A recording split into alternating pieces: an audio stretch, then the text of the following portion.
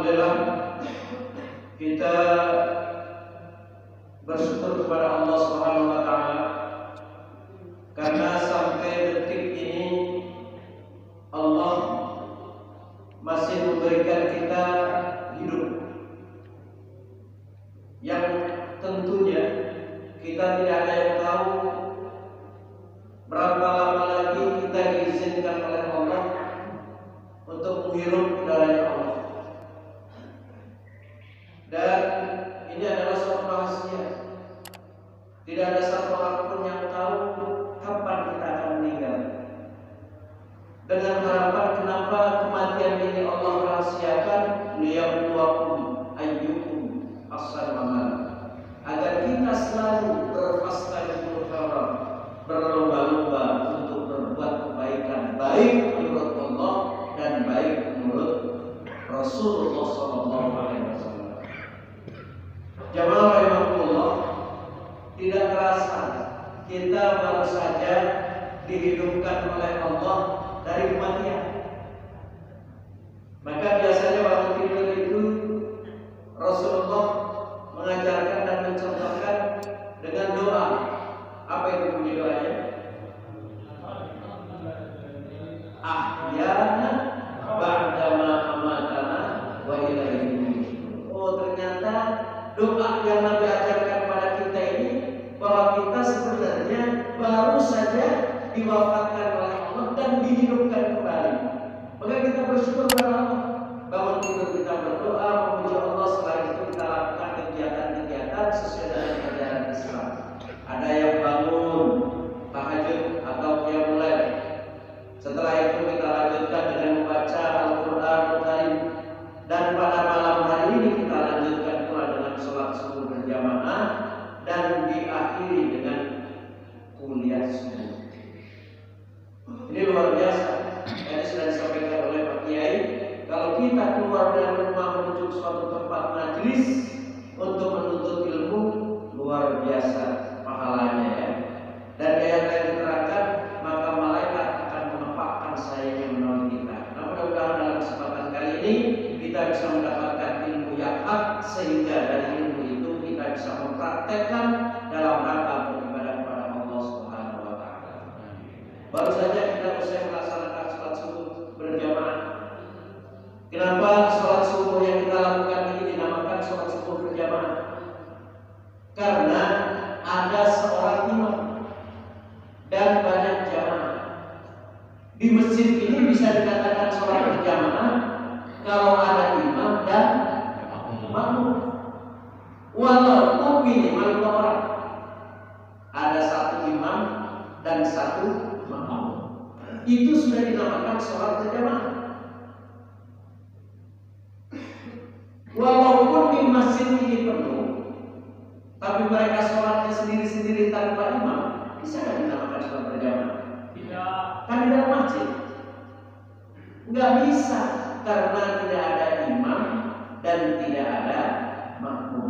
Sholat yang kita lakukan minimal 5 waktu dalam sehari semalam itu adalah sebagai contoh, sebagai miniatur dalam kehidupan umat Islam, di mana Allah berfirman di dalam Al-Qur'anul Karim, a'udzu billahi minasyaitonir rajim, wa'tasimu bihablillahi jami'an wa la tafarraqu wa dhkuru ni'matallahi 'alaikum idh kuntum a'da'a fa'alafa baina qulubikum fa asbahtum bi ni'matihi ikhwana wa kuntum 'ala shafa hufratin minan nari fa anqadhakum minha kadzalika yubayyinu Allahu lakum ayatihi la'allakum tahtadun.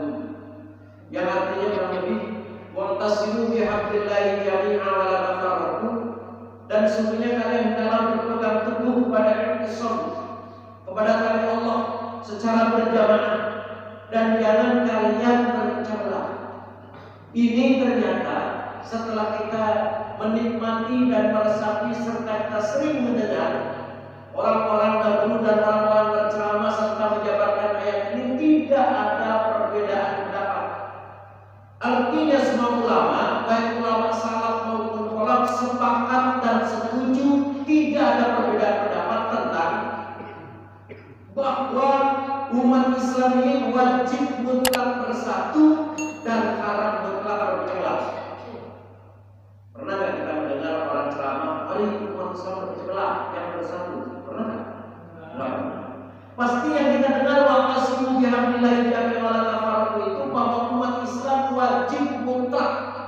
Wajib mutlak itu apa sih? Lagu dalam enggak boleh enggak. Jadi umat Islam wajib mutlak bersatu, enggak boleh enggak, harus bersatu. Karena fi'ilnya fi'il amr dan dilarang walau lamnya lam. Jadi umat Islam tidak boleh berpecah belah dan wajib bersatu. Ini perintah Allah. Seperti perintah-perintah yang lain. Ketika Allah memerintahkan aqimus shalah wa atuz zakat, ini yang sudah diyakini. Coba ketika masuk waktu sholat subuh atau waktu sholat yang lain, kita belum sholat dalam perjalanan, rasanya di sana.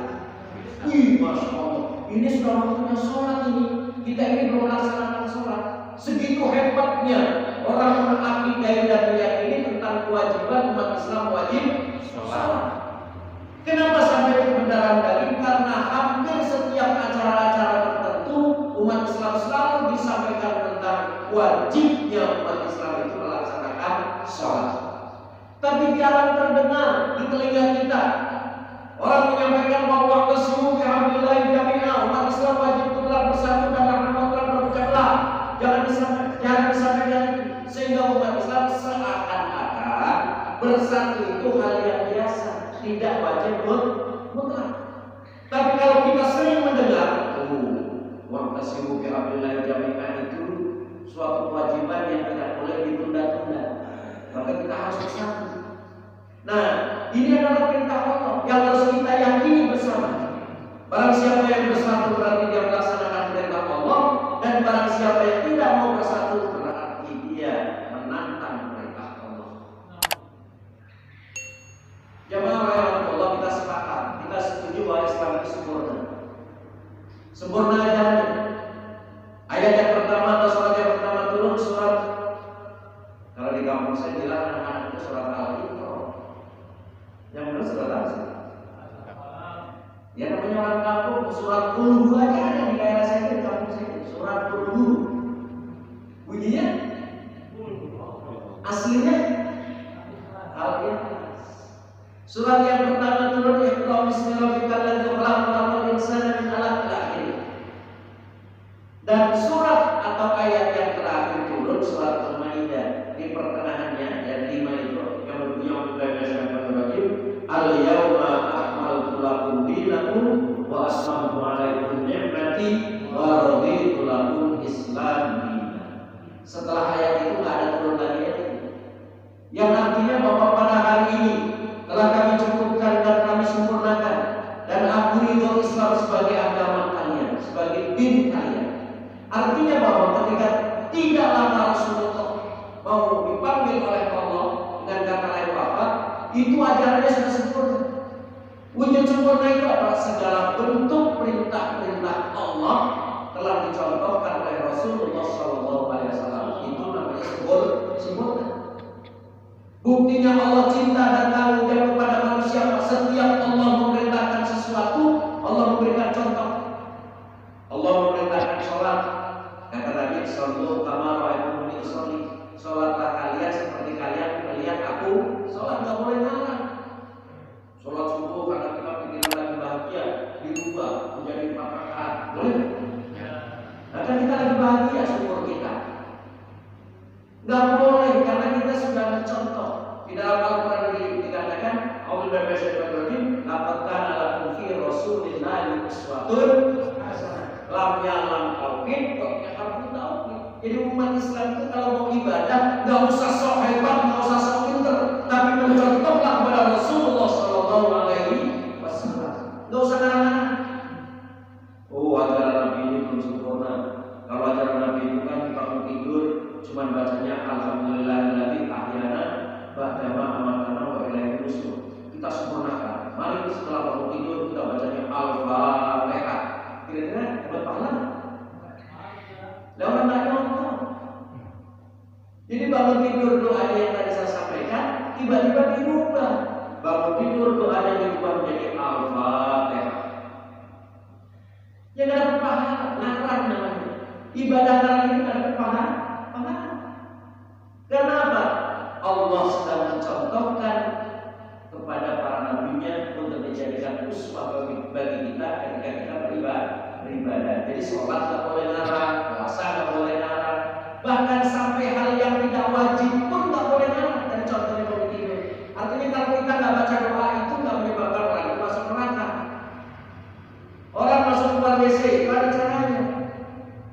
Jika kita tidak memakai cara itu, tidak menjadikan orang itu masuk neraka karena itu sunnah. Nah ini sholat wajib, maka harus kita mencontoh kepada Rasulullah. Bersatu juga wajib, maka kita harus mencontoh kepada Rasulullah SAW. Mungkin nggak kira-kira acara yang perintah yang sedasar itu tanpa dicontohkan oleh Rasulullah? Hal yang sekecil masuk keluar WC saja, bahkan kita memakai baju itu ada contohnya. Bahkan kita semalam hubungan suami istri ada contoh, nggak boleh marah. Ya, sampai hal yang semacam itu wujudnya Islam itu adalah din yang sempurna, tidak ada di agama lain sesempurna agama Islam. Nah, sekarang yang dipermasalahan yang perlu saya sampaikan dalam kesempatan kali ini, ketika Allah memerintahkan kita bersatu, kira-kira ada contohnya apa enggak? Pasti ada. Pasti ada jawabannya. Karena yang sunnah saja dicontohkan, apalagi yang bersatu. Nah ini kan luar biasa hari ini, Masya Allah Pak. Ya, umat Islam sekarang ini sesuai dengan apa yang telah diprediksi oleh Rasulullah SAW dalam hadis yang daripada disampaikan oleh Huzaifah, di mana pertengahannya dia sampaikan, Wallahi, demi Allah, satattariqu ala ummati sab'atuna salasuna finnar. Demi Allah, Islam akan pecah jadi 73 golongan, kulluhum finnar, semuanya neraka kecuali satu. Sahabat bertanya, ya Rasulullah, satu itu yang mana ya Rasulullah? Rasulullah sampaikan, ana wa sahabati alaiha, saya dan sahabat ada di dalamnya. Kalau Nabi Muhammad sampai dengan Nabi Adam alaihi salam, mereka hidup dalam suatu wadah, suatu sistem yang dinamakan sistem nubuwah atau kenabian, dan para sahabat mereka hidup dalam sistem kehilafahan. Jamaah rahimahullah, bagaimana Rasulullah SAW menjelang beliau wafat, beliau sampaikan kepada para sahabat dan juga pengikutnya, beliau sampaikan semacam ini, kadang namun Israfil Rasulullah dia telah menghalalkan Nabi Fa'ila kami bagi semata penuh khilafah tersebut. Wahai saudara-saudara sekalian, kata Rasulullah SAW, wahai para sahabat, sesungguhnya kehidupan itu cuma ada dua masa. Masa Bani Israel sampai dengan aku Muhammad SAW itu hidup dalam sistem atau dalam wadah nubuwah atau kenabian. Pemimpinnya adalah seorang nabi. Apabila nabi yang satu meninggal, maka diganti nabi yang lain, begitu seterusnya. Nabi Adam wafat diganti Idris wafat diganti Nuh diganti, terus sampai dengan Nabi Ibrahim, Nabi Musa, Nabi Isa, sampai dengan Nabi Muhammad SAW. Nah, setelah Nabi Muhammad wafat, itu umat Islam tidak lagi dipimpin oleh seorang nabi. Hati-hati nih mas, ya karena ini wajib harus diperhatikan betul.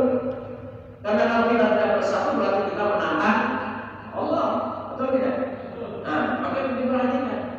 Setelah itu Nabi sampaikan, setelah aku umat Islam tetap wajib bersatu, tapi pemimpinnya dan sistemnya bukan nabi dan bukan nubuwah. Maka sahabat bertanya, ya Rasulullah, kalau begitu nanti umat Islam akan dipimpin oleh siapa ya Rasulullah? Nabi menjawab, umat Islam akan dipimpin oleh seorang khalifah yang jumlahnya banyak dan sistemnya khilafah. Maka setelah Rasulullah wafat, kepemimpinan dilanjutkan Abu Bakar As-Siddiq sebagai khalifah yang pertama. Maka di masjid kemarin selama bulan puasa, pasti Bilal yang mendampingi Pak Kiai, apa kata Bilal? Al-Khalifatul Ula Abu Bakar As-Siddiq, jamannya jamnya apa? Radhiyallahu anhu. Artinya ketika sambil menyampaikan, wahai saudara-saudara sekalian, tahu nggak siapa khalifah yang pertama?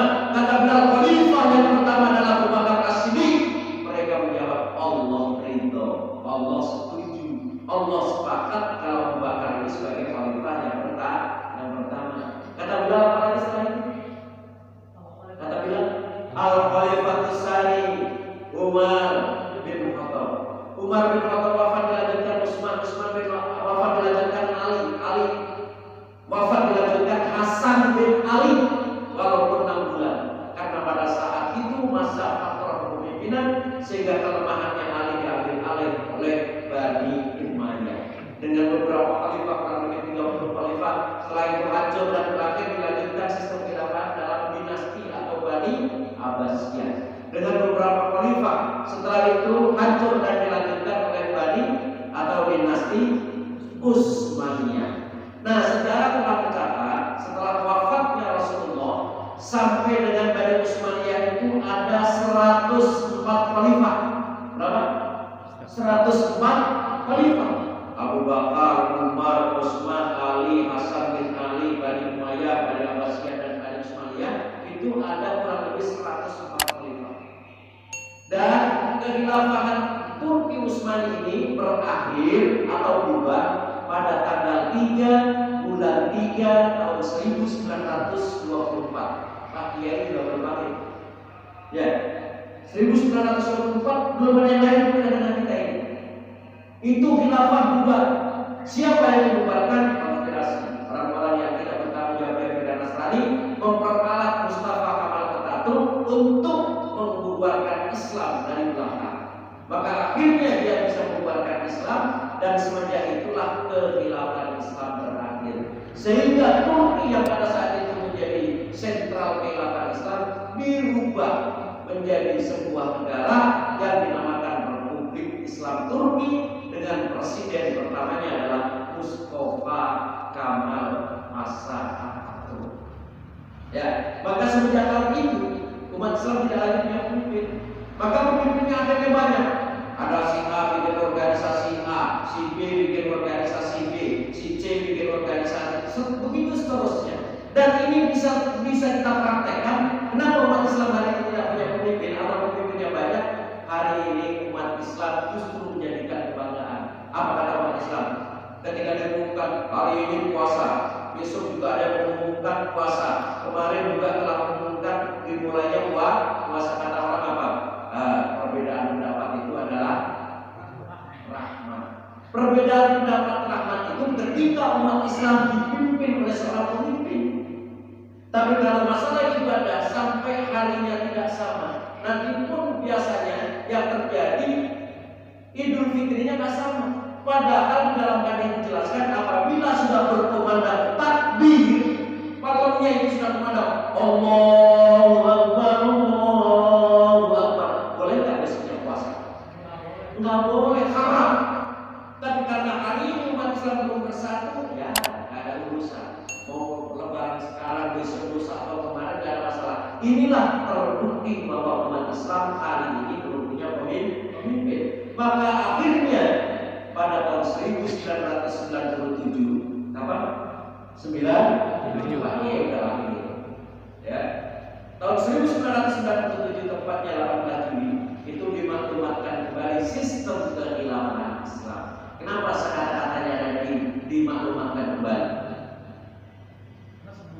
Karena sebelumnya sudah ada. Ini warisan kita ini nanti akan kembali ke rumah masing-masing. Ya. Oleh Al Ustaz Abdul Qadir Hasan Al-Farraja. Ya. Tahun 1997. Maka kami hari ini menyampaikan berita gembira sebenarnya bagi umat Islam. Cuma karena umat Islam itu sudah dibina buku. Kalau di pengajian bahas tentang kepemimpinan itu seakan-akan alergi. Karena apa selama ini yang dibahas cara wudhu, cara sholat, sampai hafal itu kita ini hafal berapa jumlahnya air. Ada air najis, mustakmal, ada macam-macam hafal. Karena memang dari kecil sampai sekarang diajarin itu. Padahal masalah kepemimpinan itu pentingnya luar biasa. Karena perlu kita sadari bersama pada detik ini. Pertanyaan saya, bisa nggak sebuah aturan tanpa pemimpin berlaku? Jawabannya nilai kepala. Tidak ada sebuah aturan manapun yang bisa diperlakukan oleh umat atau pengikutnya tanpa adanya seorang pemimpin. Aturan apapun, mau aturan iblis, mau aturan manusia, apalagi aturan Allah, tanpa adanya seorang pemimpin maka hukum tidak akan berlaku. Hanya sekedar keyakinan belaka. Pak, bisa kita saksikan sama mungkin ini. Indonesia dikatakan 90% beragama Islam. Yakin nggak dengan aturan? Yakin, tapi hanya sekedar yakin belaka. Karena apa? Tidak ada pemimpin. Buktinya apa? Yang yakin puasa silakan puasa, yang nggak puasa nggak ada masalah. Yang yakin sholat silakan sholat, yang nggak yakin sholat nggak ada masalah. Yang yakin zakat, yang yakin infak silakan mereka membayar zakat dan infak. Yang nggak ada masalah. Karena apa? Nggak ada pemimpin. Tapi kalau dahulu ketika umat Islam punya pemimpin, wafatnya Rasulullah SAW dilanjutkan oleh Abu Bakar As-Siddiq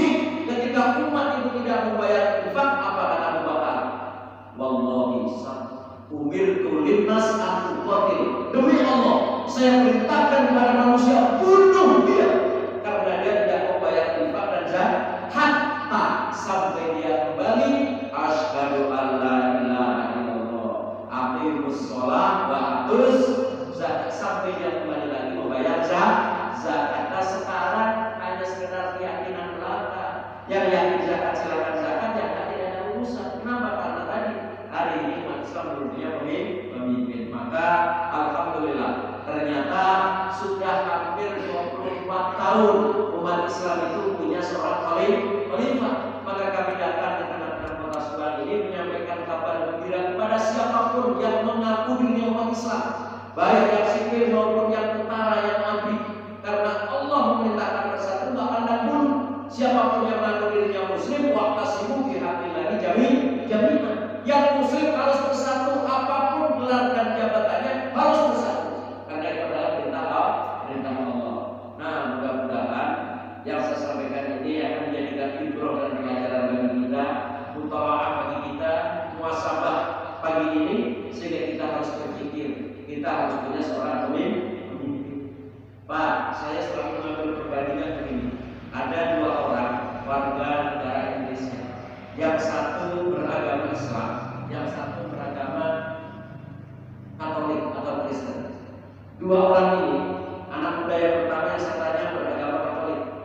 Saya tanya, Mas, sampai warga negara Indonesia, betul? Agamanya apa? Katolik. Ya, baik. Pertanyaannya dua. Sampai sebagai warga negara Indonesia yang baik, presidennya siapa? Jawabnya siapa? Jokowi. Pasti. Ya. Pertanyaan yang kedua, sampai sebagai orang yang beragama Katolik, siapa pemimpinnya? Jawabnya siapa? Orang Katolik itu dia pemimpin. Ya. Jawabnya kalau nggak tahu saya kasih tahu. Pemimpin umat Katolik sedunia itu gelarnya Paus. Pernah dengar Paus? Itu ada di Vatikan saja. Ya, jadi gelar tertinggi kepemimpinan orang Katolik itu Pak Paus, namanya Paulus Yohanes II, Paus Yohanes II Papa, dilanjutkan oleh Paulus berikutnya sampai hari ini. Dan pemimpin itu hidup atau mati? Hidup. Nah pertanyaannya, jadi kadang-kadang kita ini suka pelit-pelit. Orang yang sudah wafat bisa memimpin orang hidup nggak? Ya. Orang yang sudah wafat bisa memimpin orang hidup nggak? Ya. Benar? Ya. Benar ya? Ya. Baik. Yang belum saya tanya, siakan si Mas ini yang beragama Islam. Mas, sampai warga negara Indonesia agamanya apa? Islam. Baik, pertanyaannya sama. Sebagai warga negara Indonesia yang baik, presidennya siapa? Jawabnya Jokowi. Nah, pertanyaan yang kedua, Mas, sampai sebagai umat Islam, pemimpinnya siapa? Ayo. Mudeng. Siapa pemimpinnya? Ini yang tidak menjadikan masalah sebenarnya bermasalah. Ada 10 orang jawabnya berbeda-beda. Ada yang menjawab Allah, ada yang menjawab Nabi Muhammad, ada yang menjawab MUI, ada yang menjawab Habib, ada yang menjawab Kiai, ada yang menjawab Ustaz. Padahal ciri-ciri bersatu itu pemimpinnya satu. Ini nggak usah pakai dalil, Kalau orang bersatu itu pemimpinnya satu. Kalau pemimpinnya dua, ya berdua. Kalau pemimpinnya banyak, berpecah belah. Nah, maka mudah-mudahan kami hadir di sini pertama sebagai ta'aruf. Baik, itu saja sebagai ta'aruf pagi ini. Mudah-mudahan kita bisa selalu hadir di tempat ini dan kita harus saling berkenalan sehingga sesama Muslim ini bisa menyadari bahwa wajibnya seorang pemimpin dan seorang Muslim punya seorang pemimpin. Mungkin itu saja, kalau lebihnya mohon maaf. Saya kira